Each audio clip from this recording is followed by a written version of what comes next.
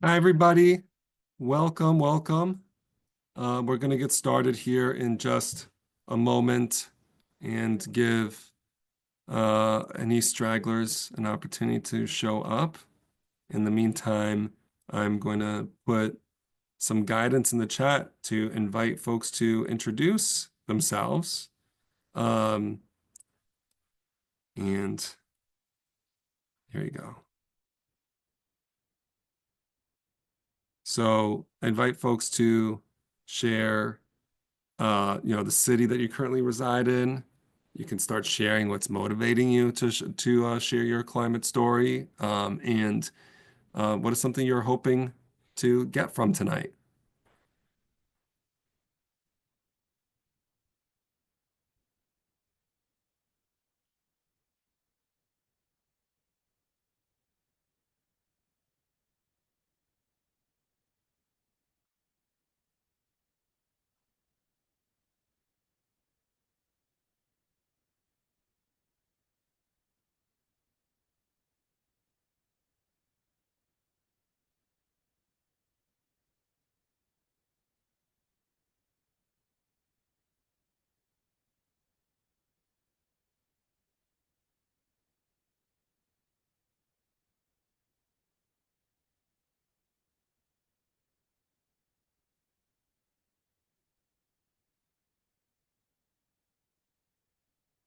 Hello, everyone. We'll get started pretty soon. It's 7:02.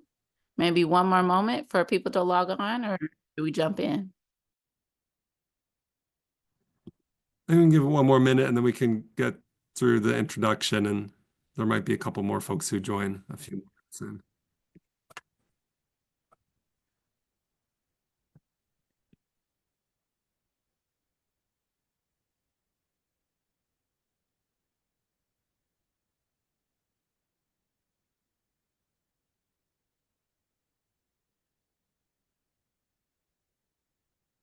Just a little reminder in the chat, we're inviting everyone to rename yourself with your name, your pronouns, and your city.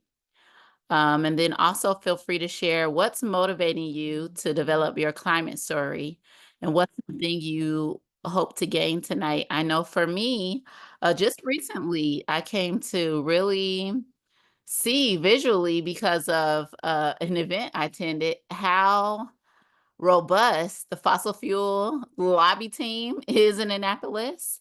But I was reminded that my story of how I arrived in my role and why I do this work is so much more impactful than what you would see from someone in a position like that. So I'm really excited to refine my climate story tonight. So when I'm speaking with legislators, they can know why I'm doing this work, and then they can make connections with my personal story.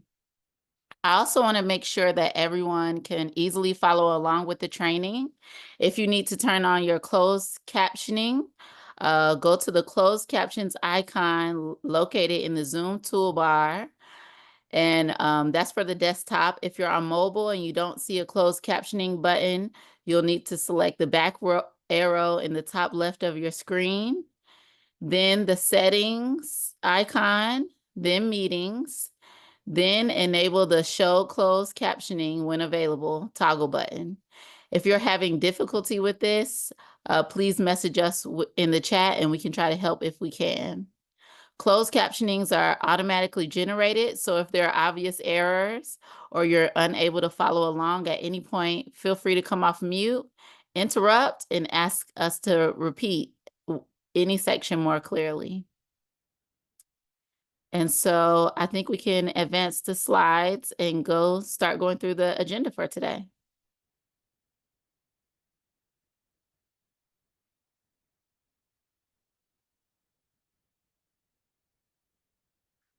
So today we're going to start off with introductions and community agreements. And then we'll talk about why we're doing this organizing mini series. Then we'll talk about the main content, which is storytelling as an organizing and advocacy tool. Then I'll briefly touch on our priority bills for this year, even though I know that you all have heard quite a bit about them, but always here to cover them again. Then we'll talk about our common values. Then we'll do small group breakouts to practice our climate stories. Afterwards, we'll share and debrief the stories. And then last but not least, we'll give next steps for continuing engagement. Alrighty, next slide. So the team will go ahead and introduce ourselves just in case there's anyone newly engaged who coming to the call for the first time. So I'm Brittany Baker. My pronouns are she, her. I'm the Maryland Director for Chesapeake Climate Action. So I lead our team, particularly in regards to policy, and I'm a big supporter in regards to the organizing. I'm local to Tacoma Park, Maryland. If you know about this area, then I'm particularly in the Between the Creeks area. And I already shared what's motivating me to help develop the climate stories. Tonight, I want to learn more about everyone on the call, and I am really interested in finding people to specifically speak to the Better Buildings Act and why that is important. So if I hear some good stories about that, I'll probably follow up with you. Zippy? Hi, my name is Zippy Horowitz. I use she, they pronouns, and I am CCAN's Baltimore Campaigns Coordinator. That means I focus on a lot of work regarding engaging our members in Baltimore and help coordinate a lot of our local campaigns, including our electrification campaign for all new electric buildings in Baltimore, which is doing a lot of exciting work in and out of the legislature. I think if I had to pick one thing that's motivating me to help people share their climate stories tonight, it would be the huge fire that happened at Camp Small last week and how the winds just kept driving it to the point where it burned for days. And like that was treated wood, mostly railroad ties. So like there are chemicals in all that smoke, and all that smoke is going over the city. So I'm feeling like this is hitting close to home with my community, and I feel like a lot of people feel that too, and I'm ready to help people express that. So I'll pass to Mustafa. Hi, everyone. I introduced myself in the chat, but Mustafa, he, him. Yeah, I live in DC. I help to support the campaigns in Maryland, and I have my something that's motivating me is that I want to have a bright future for my two little girls. So I've got one girl that's almost 4, another that's 2, and so that's what's really motivating me to help prep you all to have great stories that you can share during your lobbying meetings. But I'm also just hoping to build, as I think Zippy and Brittany kind of alluded to, just more of a community with all of you, and to get your personal perspectives on how these issues are impacting you, your community, the people you love, so we can have even a more whole story that we tell about how this is impacting all of us.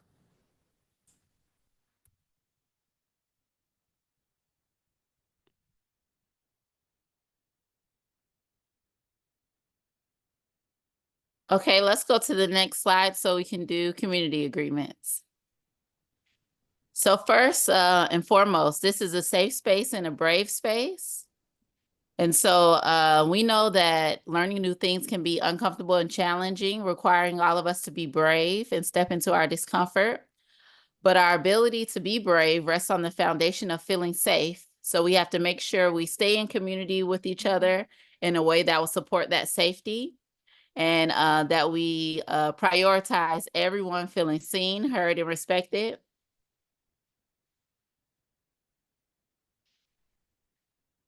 Also, take space, make space. So be aware of the space that you are taking up or not taking up. We know that some people are naturally talkers or naturally first to make their comments, but we also know that everyone here is important. So we want to make sure if you're one to usually share, then you might take some time not to share. And if you're one who's usually a bit shy and quiet, try to speak up, especially tonight, because the whole focus is sharing our stories. Also, what's shared here stays here. And although we're perfecting our climate stories, of course, to share in our lobbying activities. As people are doing the brainstorming and working to refine their stories, anything that they decide they don't want to continue to share with the broader group or in lobbying meetings, just ask before you bring up anybody else's information and what they share.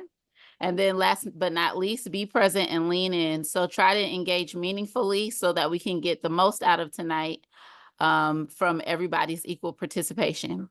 Can I get a thumbs up from everyone who can commit to these agreements? All right, Zippy with the next slide. Thanks, Brittany. So now we're going to talk a little bit about how storytelling is critical to organizing and lobbying. And we're going to review what our values are and think about who is in our community and when we should take action. Now, I know that when I was first introduced to organizing many years ago, I didn't really think of myself as a leader or someone who had any power. In fact, I thought both of those words, leader and power, were dirty words. I thought it was the kind of the kind of word that really only belonged in boardrooms and businesses, not in our movement fighting for justice. But then I attended organizing trainings with the Obama campaign and eventually ended up interning with the Sierra Club and participating in lobby days for my state senator in Missouri, fighting for a lot of the same things we fight here, all new electric buildings, holding fossil fuel companies accountable for pollution. And I shared my story with my legislator. And I remember, even though at the time she didn't budge at that moment, she listened and she took it into account. And it felt like not only I, but the other people who were with me got to share something important that might not have changed the outcome right now, but might change the outcome sometime down the line if we keep on doing this and keep on taking action. Taking your opportunity to tell your story and to take action to speak to your legislators is an act of leadership. Leadership is a gift that we can give to ourselves and others. It doesn't mean making decisions for our community, but it does mean taking some responsibility for organizing our community to take action.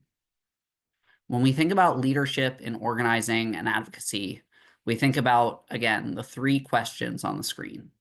What are my values? Who am I? Who is my community?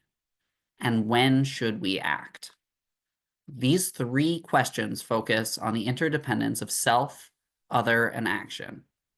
What am I called to do? What are we called to do? And what do we need to do right now? Now, why do you think these are framed as questions? Put your answers in the chat if you have one. Or feel free to raise your hand.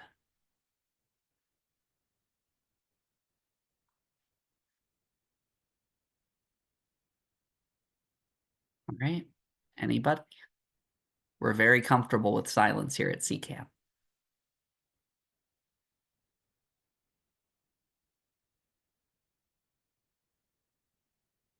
All right, not seeing any answers. So I'll just give the reason that we framed these as questions. We Organizing. actually have an answer from Carol. Oh, there we go. An answer in the chat. Yeah. Questions make you think. Absolutely. Honestly, as someone who grew up in a very, very Jewish community, it's one of the things I loved about Passover. It's one of the things I loved is just, you know, the opportunity to answer questions with questions makes us think. Understanding our own motivations. Great, Brian. Thank you. That it helps you understand before you tell a story, what's the reason you're telling the story? Because if you don't know why you're telling the story, then the story usually doesn't go anywhere, I've found. But if you have a purpose in mind, it's really easy to pick out the details that matter. So thank you for those answers. Yeah, and we frame these as questions, not answers, for a reason. Organizing means entering a world of uncertainty. We could develop a relationship to move a particular legislator only to have them lose their primary. We could hear about a new gas pipeline with any notice. I mean, I know we're hearing all the time about BG&E tearing up people's neighborhoods in Baltimore and trying to railroad them into agreeing to it. We could hear about a wildfire or some other extreme event that could hit our communities like it did in Baltimore just last week. To be successful organizers, we need leadership practices that recognize this uncertainty. Our definition of leadership is accepting responsibility for enabling others to achieve a shared purpose under conditions of uncertainty. And by training together, building relationships, organizing together, lobbying together, and being in community, you're enabling each other to move forward on common goals to advance climate justice in this state. And we will see how your legislators respond to you and how they'll do after the meeting. And together, we'll continue to organize under uncertain conditions and give ourselves the best shot of getting this legislation passed. Because if we remember what our values are and who is in our community, when this uncertainty strikes, we'll know what we should do to take action. Next slide, please. So, lobbying meeting and your personal story, it already moved. Go team. So, in lobbying meetings, we're trying to be effective and communicate in a way that will be persuasive to legislators. And generally, we try and communicate 3 things when we do that. We are trying to communicate to these legislators why this issue is personally important to you, why it's important to the other people on your lobbying team, and what the legislator can do right now to address this issue. So before we get into how to deal with each of those parts, I want to introduce a term to you. It is story of self, and it's another way of saying your personal story. Now, each of us has compelling stories to tell. In some cases, our values have been shaped by the choices that we or others, parents, friends, teachers, have made. And we have chosen how to deal with loss, particularly in the face of the climate crisis, even as we have found access to hope. The experiences that have led you to address the climate crisis and fight for our bills, that's your story of self. So the first thing to think about is, do you have specific experiences you've had that are motivating you to lobby on these issues? For example, all of you have made the choice to act, to come here to prepare to lobby and to lobby with us on lobby night in February and in your in-district meetings this month.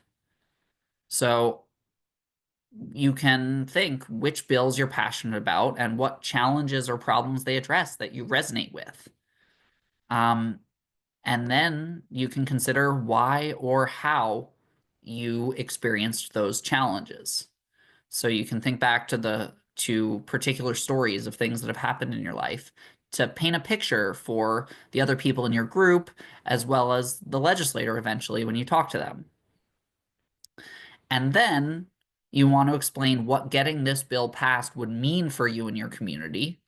How would it make you feel? And how would the experience that you've had with the challenges the bill is trying to address change for the better? So those are the things that we are trying to communicate in these stories. And we're going to give you a bunch of tools and examples of how you can craft an effective story, including a lot of ideas for ways we know these affect a lot of people in our community to give you a little bit of food for thought.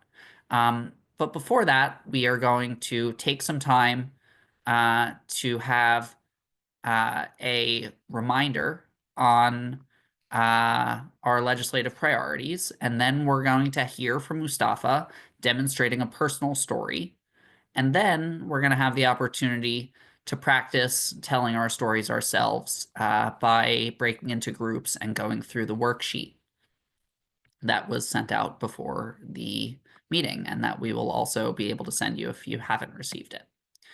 So now I'm going to pass it to Brittany to go over our legislative priorities. Thank you, Zippy.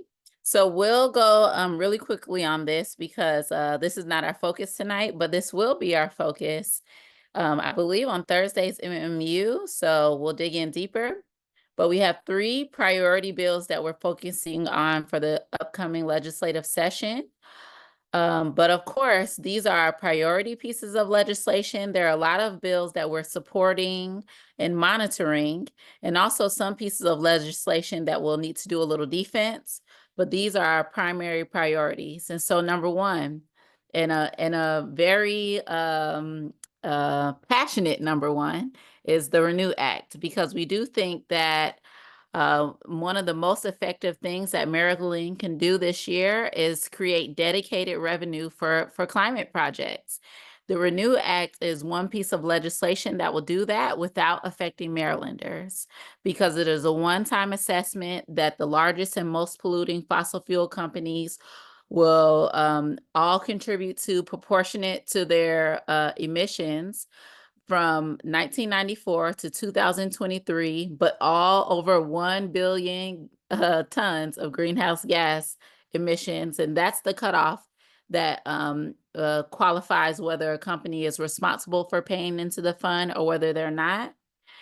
And then the other big piece of this bill is it will establish the Climate Change Mitigation and Adaptation Fund, which will creates the infrastructure for how the funds will be used once we get them for the companies. So it's really exciting because it addresses all types of climate impacts across the state. There's money for public health projects. There's money for heat pumps for schools. There's money for infrastructure upgrades by local jurisdictions. So the mitigation fund is as exciting as the idea of making polluters pay to me. The other priority legislation that we have is the Abundant Affordable Clean Energy Act. And on the screen, you see it, it says ACE.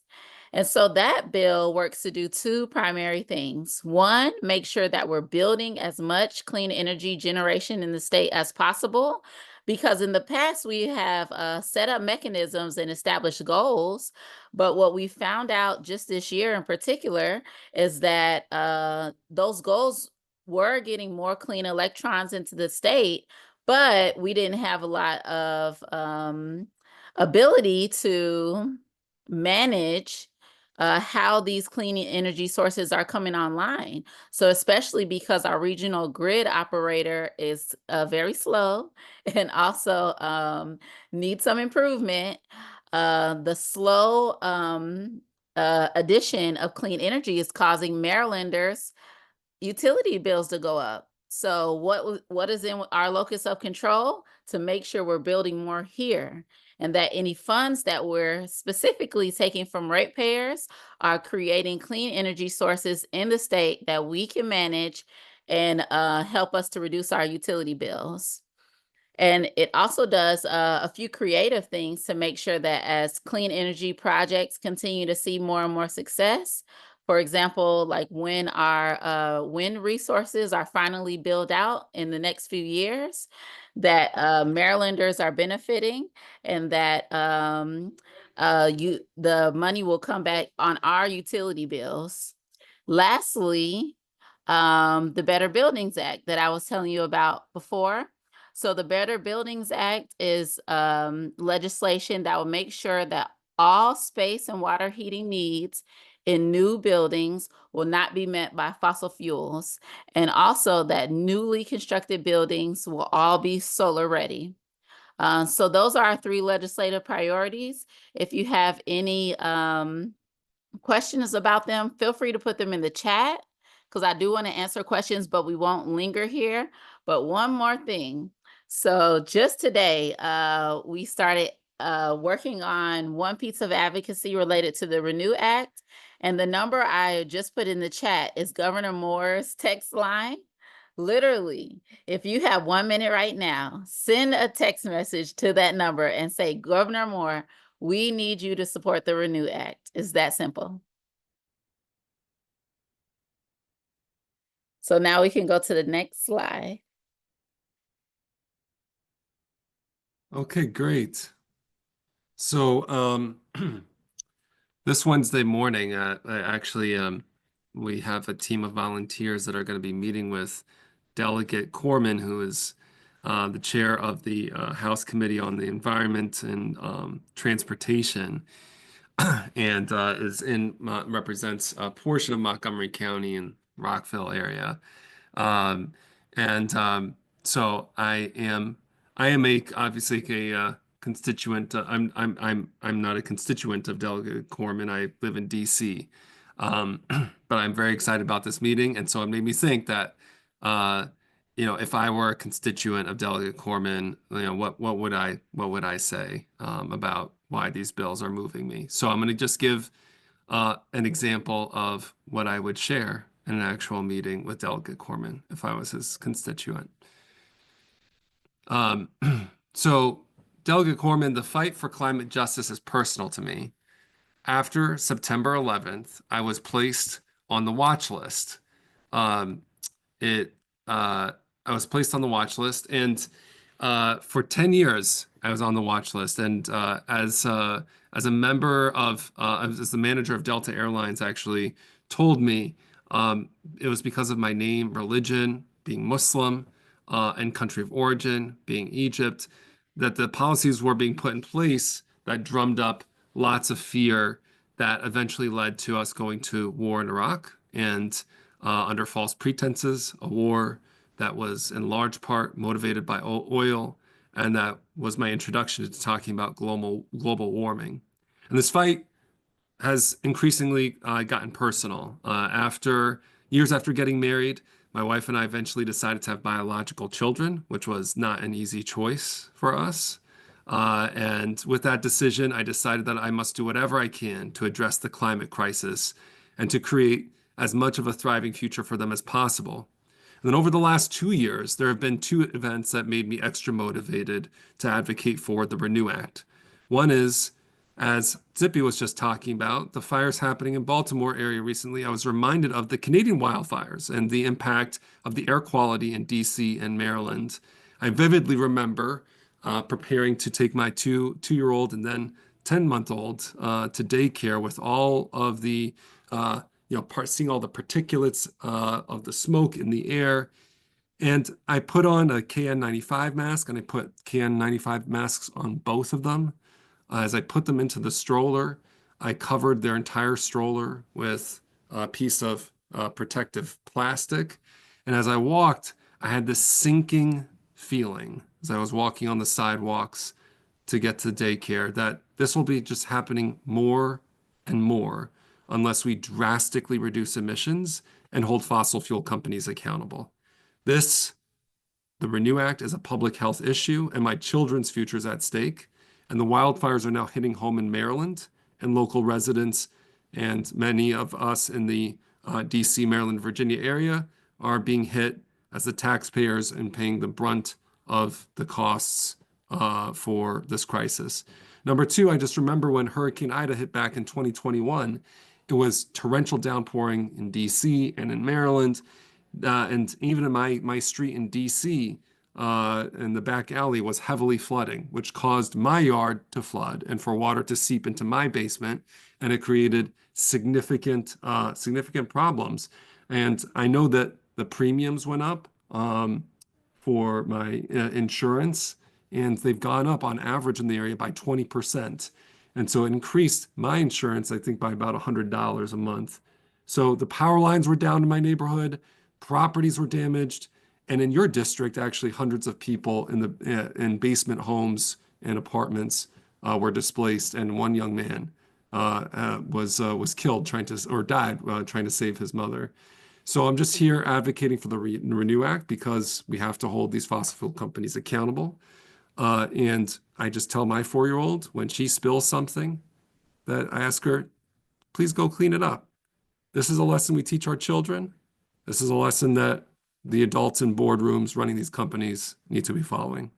So I'm also here, just the last thing I would say is that for the Better Buildings Act, when I had the opportunity of buying a home, I decided to do what I could to electrify it. I took out the gas stove because I remember reading years ago the reports about the health impacts of having gas in the home, and I was mortified and did not realize the extent to which methane levels in the home correlate to and cause increased respiratory illnesses.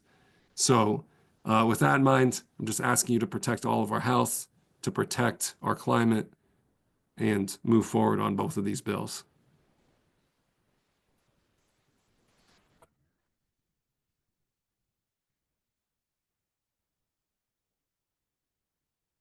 So,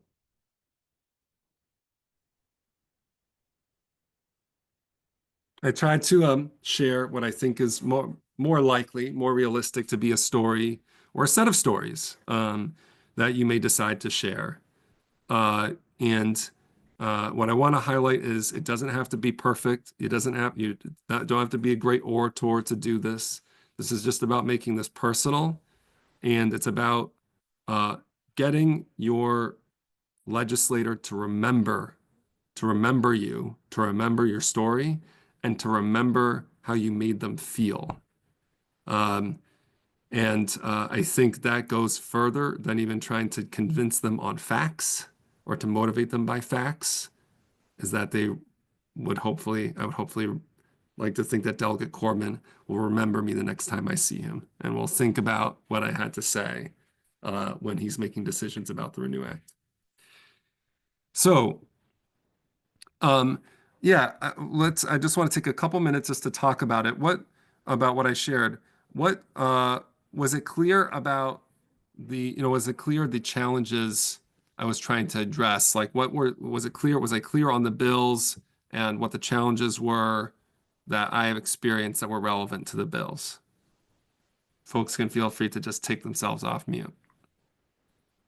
And if so, what were those? I'm not clear about, you were talking about the flooding. Which one was that? Which bill was that relating to? It was relating to the Renew Act, but the connection is not that the Renew Act is going to solve the flooding problem or not mitigate for my premiums from going up, but it's to say that it was a it was a challenge that was experienced, flooding that was experienced by everybody regionally. And we can build infrastructure that would mitigate some of the flooding. I've actually got a question that occurred to me while you were speaking, because I have experiences that are, with flooding, and also I have family that live in California that have been in near fires and had to have their car packed to leave at any time. And my nephew being stranded in a place where there was fire all around. I mean, but that was in California. So if it's not a Maryland story, please though, share it. Because here's the thing, and from my perspective, and Brittany can say what her perspective is, but there's no greater issue than climate that underscores the importance of think globally and act locally, and particularly for where our country the progress that we make on addressing the climate crisis has a ripple effect across the world. And so if we can have Maryland and our legislators in Maryland lead even more forcefully on addressing the climate crisis, hopefully encourages states like California to address the climate crisis. And we know whatever we do in Maryland is going to impact emissions across the country and the world, and either exacerbate or improve the climate. I really like the way you opened it, and it just made me feel, I will definitely remember your story, because you said that you were on the watch list for 10 years. And I think, oh my God. But then when you told the story about telling your children to clean up their messes, that I think was a very, very strong message. Yeah, yeah. Everybody, right? So part of what, Gwen, why do you think, actually, Gwen, why do you think that was a strong message? I'm glad you said that. Why do you think that was a strong one? Because you need to take responsibility for your mess. And Yeah, don't make somebody else do it. Clean it up. The tobacco industry has had to pay. Why shouldn't the oil industry have to pay? yeah.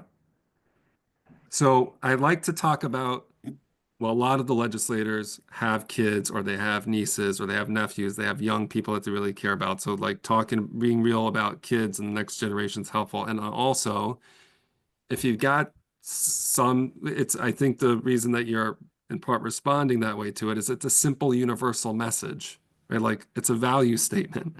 Hopefully Yes. everybody or most people when they were growing up had somebody that encouraged them or asked them to clean up their mess, right? Like that's what you would hope. And clearly some people haven't learned it though.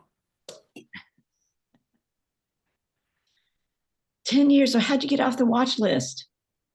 The only thing I know about it is that organizations like the ACLU ended up suing the federal government on due process grounds because there was actually no way for me to know until somebody told me, and there was no way to get yourself off of it. And so I think that was honestly part of it. And I actually just received notice a few weeks ago or some time ago that a lawsuit had been filed. And so that I was like, I got a check for being, one of the people I was impacted. But I have no idea about I assume that happened for many, many years, but I know the organizations were trying to do what they could legally to stop it. That's awesome, Mustafa, and you should add that to the story because it talks about, it demonstrates how the advocacy, even of a few sometimes, can benefit a broader group. Even you don't realize that you're impacted and you can still receive the benefits. But also, I would like some other people to chime in on these questions, and then I have a few thoughts. Yeah, we'll take a couple more minutes and then we'll go into space for you all to start prepping your stories. Was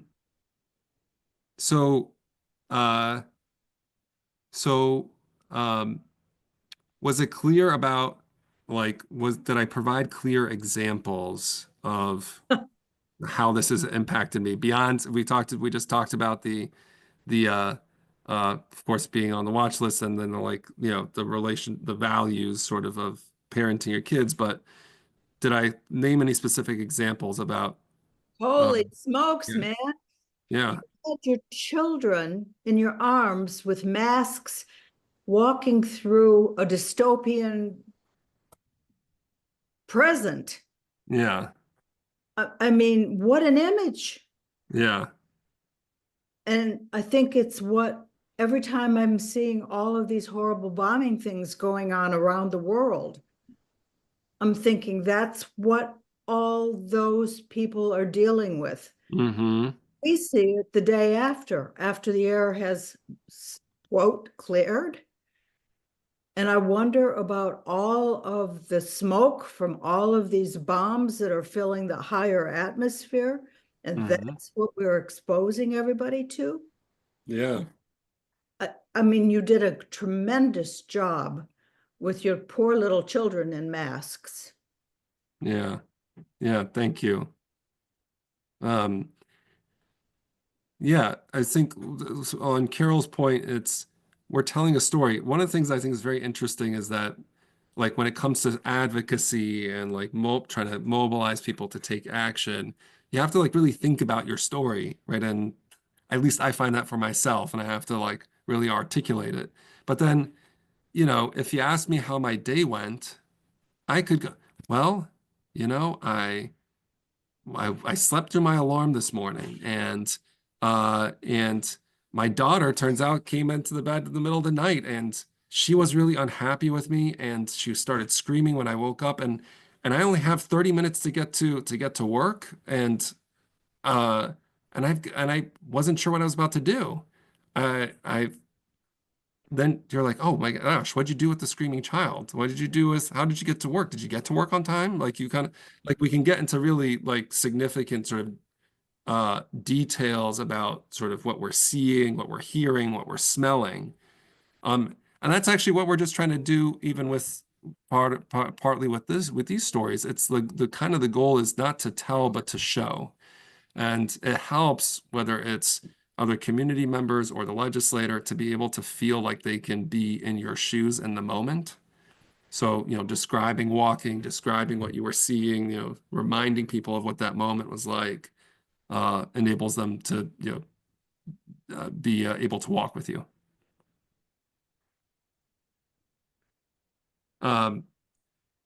So,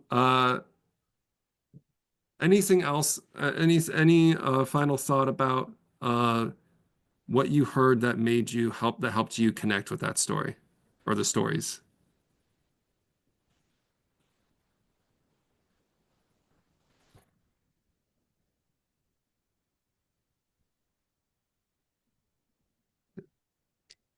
Well, just the flooding. I mean, I've experienced that too. We had tremendous flooding in Rockville a few years ago. It looked like I was at the bottom of a waterfall.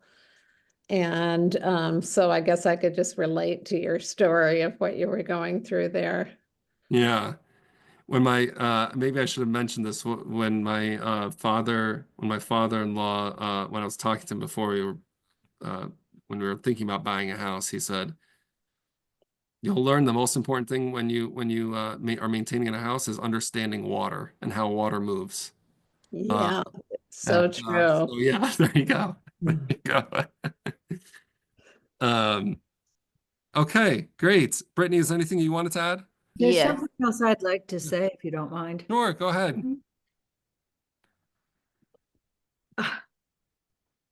Overcoming the reluctance of major industry to pay its own debts, to clean up its own responsibilities, really seems like a mountain too high. Why would you say that? Because I'm currently still believing that industry is irresponsible. And the point of the Renew Act is to break down the irresponsibility of industry. I'm here to find out if it's really possible. They'll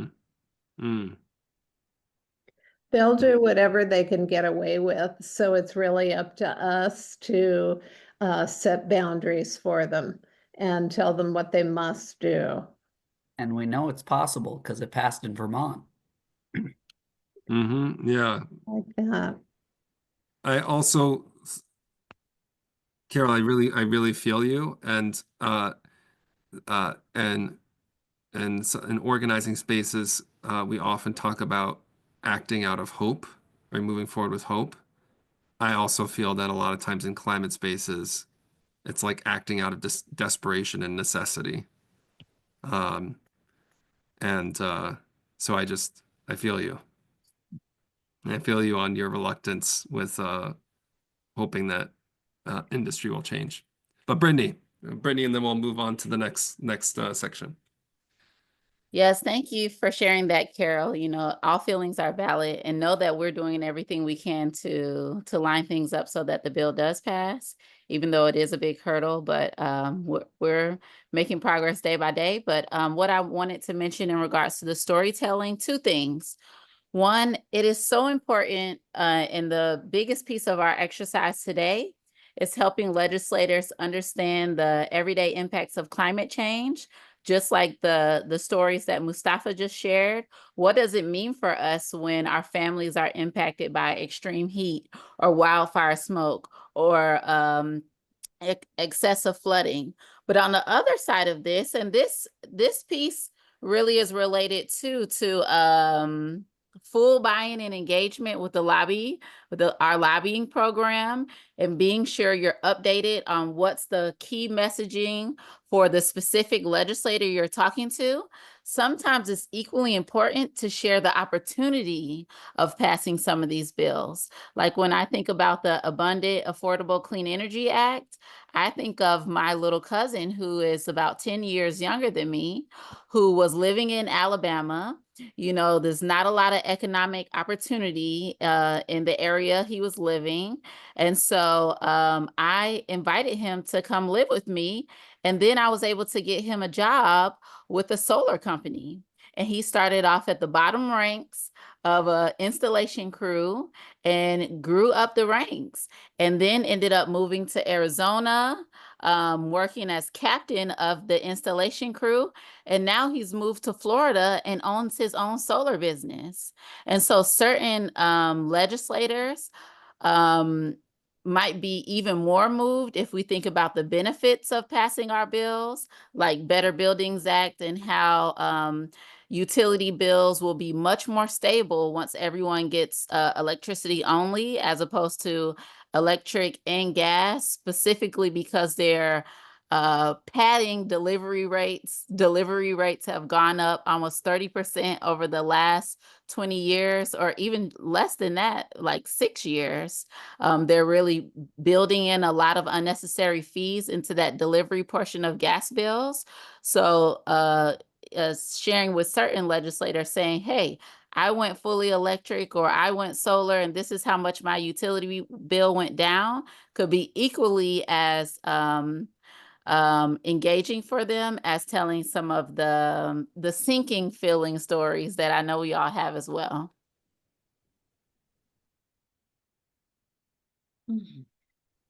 Okay, great.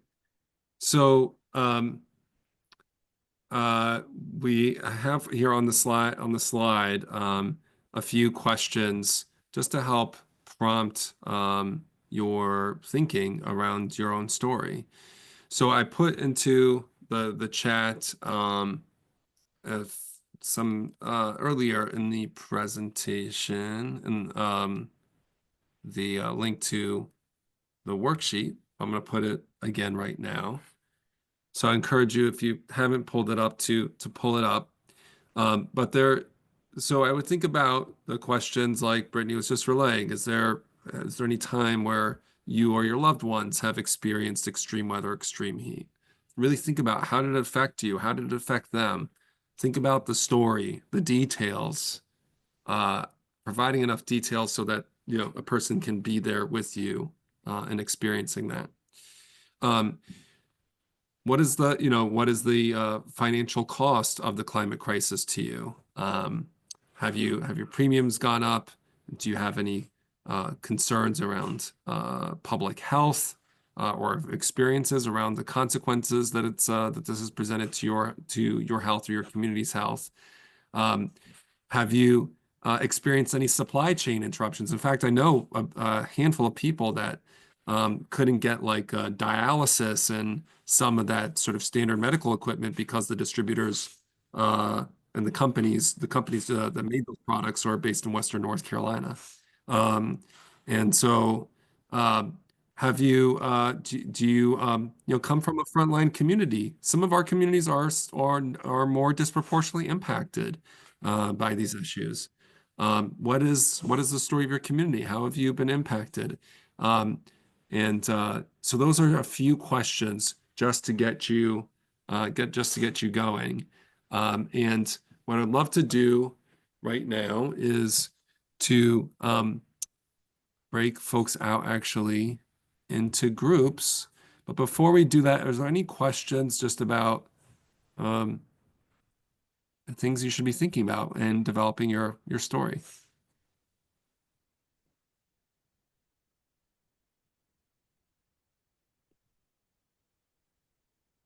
Okay, great. So Zippy is going to, in a moment, open up breakout rooms. We're going to do one for the Baltimore area, one for Montgomery County, and another group for everywhere else. If you don't fit into those two categories, you'll go with Brittany. And we're going to take until about, until about 8:18, 8:20, so the next 30 minutes to do this to do prep and practice. So you're going to gather with your team. You will go to the right slide here. Sorry. You'll gather with your team. Maybe it should take, we have, depending on how many people in your group, I think we should probably say take somewhere between 8 to 10 minutes. You'll lean on your facilitator to decide to just silently develop your story of self. So you can look at the worksheet there.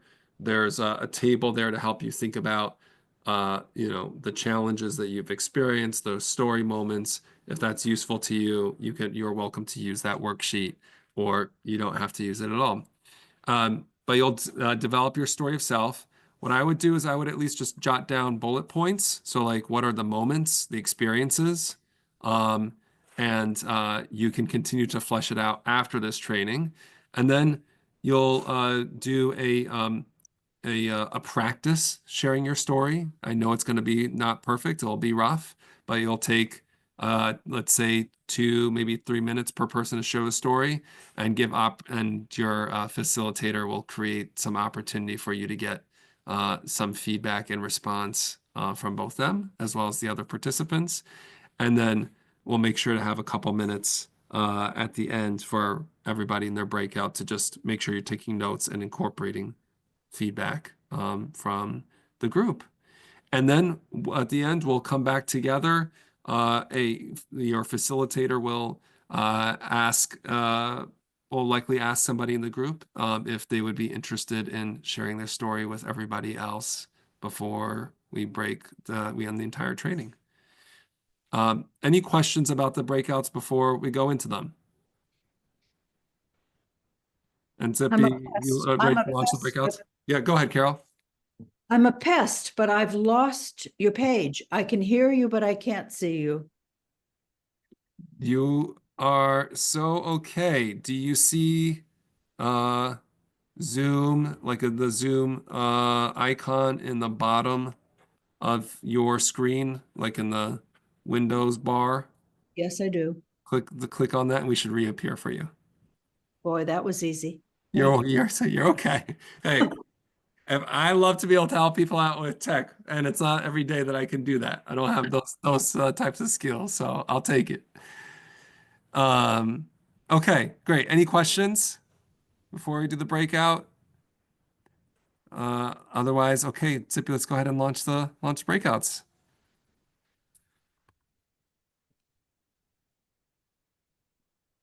Breakouts are launched. Feel free to join.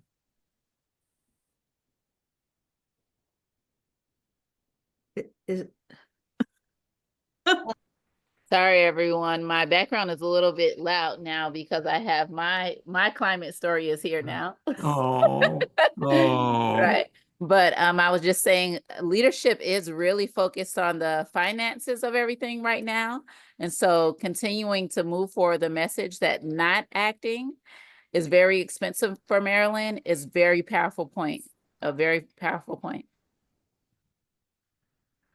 Great. Well, I want to say thanks to all of you for joining and putting in the extra effort to share your story. We are, as Zippy said, we're building towards Lobby Night on February 13th. And so we will have teams of volunteers from all across the state going to lobby then. And it'll be great to have some people in some of the groups who've got a really refined story that they're willing to share in those spaces. In addition to that, so we'll send a follow-up email tomorrow. There's a couple of things. Those next steps. One, if you haven't already, connect with your organizer.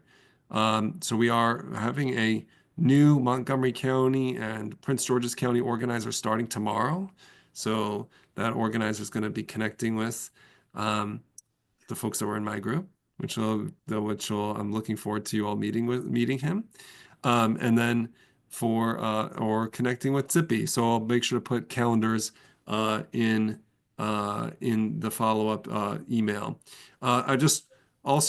You should go ahead and organize a lobby meeting with your legislator.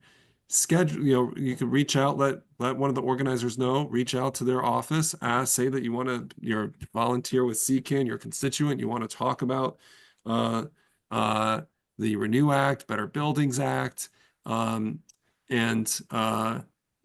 they might still be able to, over the next week or 10 days, either schedule a meeting with a legislator or with one of their staff people. And if you do schedule that meeting, do let us know, and I know I will do my best, and the organizers will do best to get a couple of other folks there to show up with you and to be prepared to participate. We will have a lobby captain training for those who are interested in doing it, actually in Annapolis on January 16th. It will be during the day. So if you've never been to Annapolis and you're interested or have signed up to become a lobby captain, this is a great opportunity for you to just come with the Maryland team, myself, with Zippy, and to just get a better sort of feel and experience for the Capitol building, where legislative offices are, and practice talking to legislators and their staff about these issues. So those are the three things that are coming up. And Brittany, do you have something you'd like to share? Yes, thank you, Mustafa. My last thing is I was really impressed with some of the climate stories I heard tonight. So if you feel led, feel free to email me your climate story with your name and at least some portion of your address. And there are opportunities for me in particular to hand deliver your climate stories. That is useful. I always need new content when to build relationships over time with legislators and to continue to have new reasons to talk about the legislation with them. So if you want to send your climate story to me, I will be glad to use it for my advocacy efforts. Great, great. I know we've taken a few more minutes of your time, but I'm happy to stick around with questions. And Brian, if you'd like to practice, I'm happy to do that as well. Gwen. Yeah, so am I clear that the Renew Act does not have a bill number yet? No, it does not have a bill number, but it is pre-filed, so it should have a bill number extremely early in the session.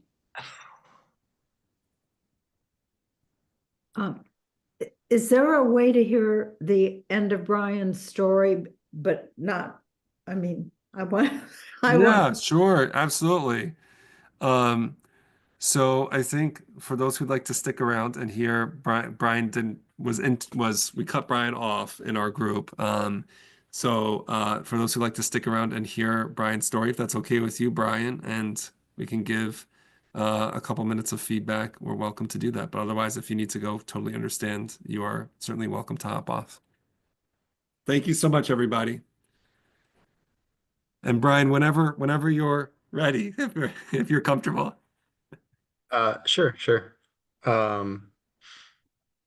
Yeah, so as I was saying, so my twins were in kindergarten virtually when everything shut down.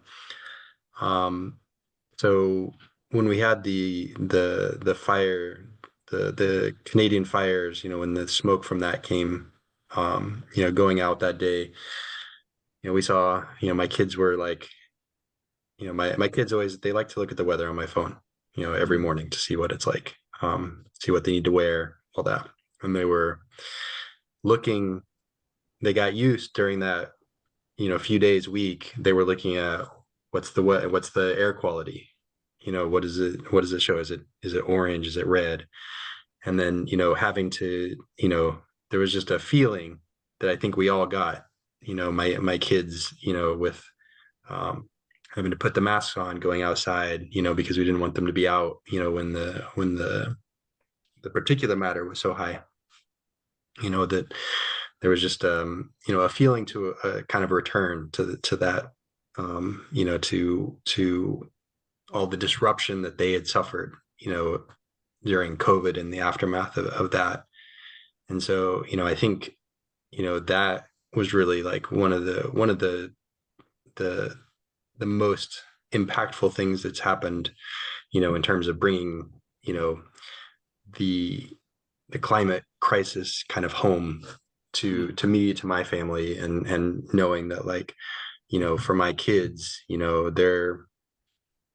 they're young, they've got their whole lives ahead of them, in this, and, just knowing knowing the disruption that they're gonna have in their life going forward compared to, you know, the life that I had, you know, which seems pretty tranquil looking back on it. You know, is really kind of, you know, made me want to come in and advocate on behalf of making changes.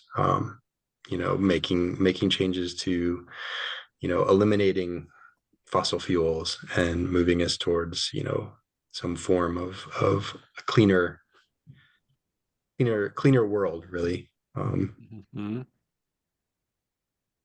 Yeah. Thank you so much for sharing that, Brian. Eyes. What did folks connect with in Brian's story?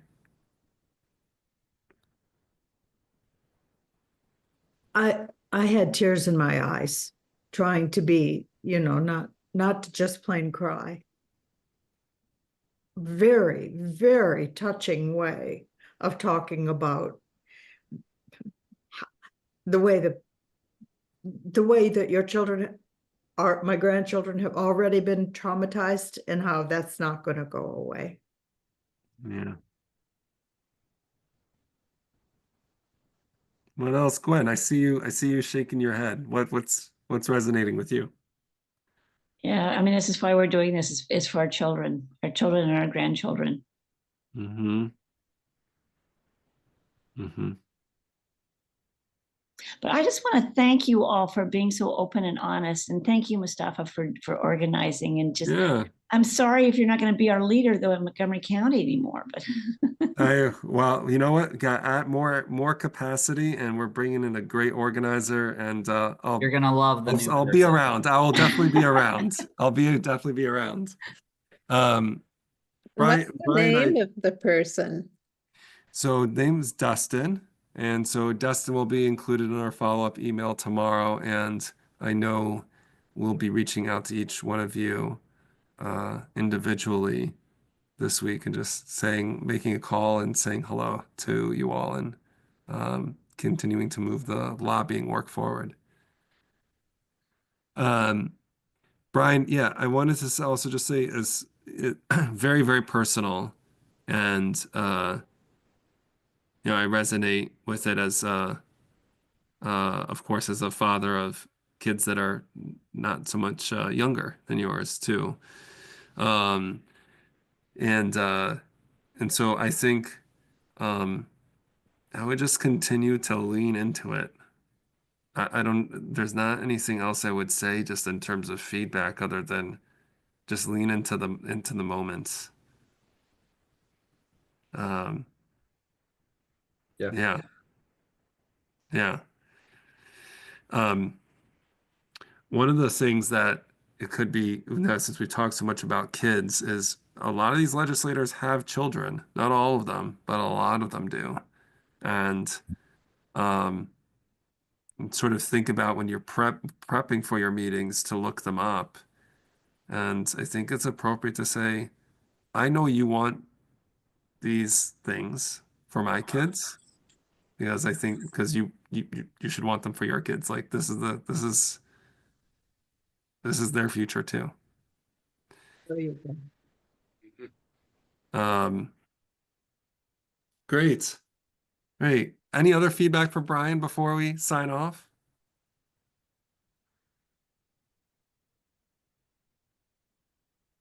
Okay.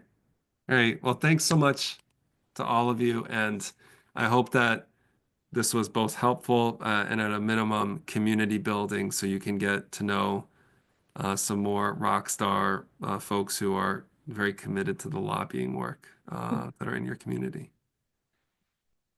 Break some of the inertia. Break some of the inertia. There you go. We're acting together. We're doing this together. and if you haven't been to lobby night before in Annapolis, it's really kind of fun. Gwen, how many times have you been? Not many, maybe just a couple, but it was really fun. We went one time, and Susan Lee, who was then my senator, invited us into the chamber, and she even introduced us, which I couldn't believe. So it was really fun. And we talked to some other delegates too, who were not our own, whom we were not constituents of, but So that was a little bit more intimidating because I know my delegates, but no, it was actually really fun being down there. That's awesome. That's really great to hear. Yeah, it made me nervous. I have to say I was really nervous going in, but then after doing it and you know, they're there for us. Yeah. Yeah. The thing you think about is that well, some legislators don't want to necessarily talk to their constituents, but they know if they want to get reelected, they better need to make some relationship with their constituents and to hear from them. And I like to think that for a lot of the Democrats, that they believe that the climate crisis is here and is real. And sometimes they just need some extra motivation to get the job done. Yep. And we have people who are the technical experts on these issues who, like Brittany, go talk to the legislators about it. So it's not as important to be the experts on these issues than to be the experts in your own story. Because then they know, oh my gosh, they really care about it. And I've got stories now of how this is impacting my community. And who knows, maybe Brian or Joanna or Gwen or Carol, your legislator might say, hey, can I share your story? Would you submit testimony? Would you come and testify? Because they know the power of stories.